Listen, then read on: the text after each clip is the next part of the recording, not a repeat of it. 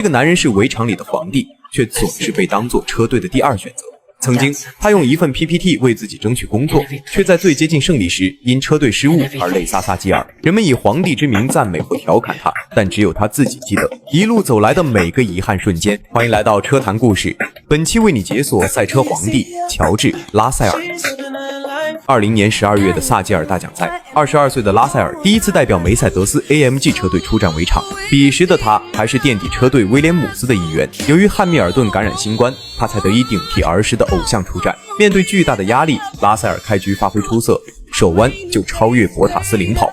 然而，车队的换胎失误让他最终仅以第9名完赛。赛后，拉塞尔望着自己的名次，双眼瞬间通红。他感叹着一路以来的艰难，因为过去1年的他输掉的比赛比人生前20年加起来都多。1998年出生的拉塞尔7岁，开着哥哥的63号开始卡丁车生涯，带着统治级的成绩一路超车到方程式赛道，入选梅奔的青训体系。此时的他如同每个少年天才般意气风发。2019年，梅奔将他安排进威廉姆斯车队，这是 F1 的垫底车队，但认真严谨的他依旧熬夜制作了一份 PPT， 阐述自己如何胜任这份工作。但他没想到的是，第一次踏进围场就开始了长达36场的漫长积分荒。直到2022年的萨基尔大奖赛，他成为偶像的替身，依旧被车队的失误所拖累。此时的他难以用言语表达感情，他第一次收获了积分，但他本可以做得更好。萨基尔之后，拉塞尔的围场生涯开始步入正轨。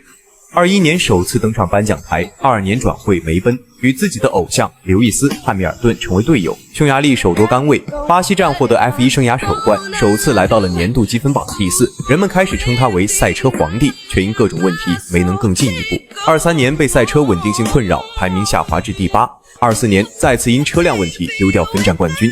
拉塞尔的实力获得了认可，但相比维斯塔潘，似乎总是差了那最后一口气。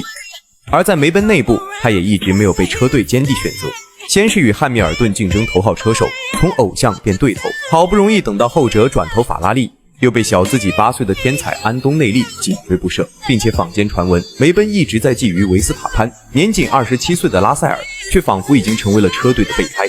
可拉塞尔并未理会这些流言蜚语，此时的他依旧是梅奔车队的领袖，也是当之无愧的第一车手。这个赛季，就像他会用 PPT 认真对待每一次面试，他也会竭尽所能为梅奔带来更多冠军。皇帝或许是粉丝对他的调侃，但他对待围场却永远保持着严肃与认真。无论是身后的安东内利，还是身前的维斯塔潘，都将化作拉塞尔再次加速的动力。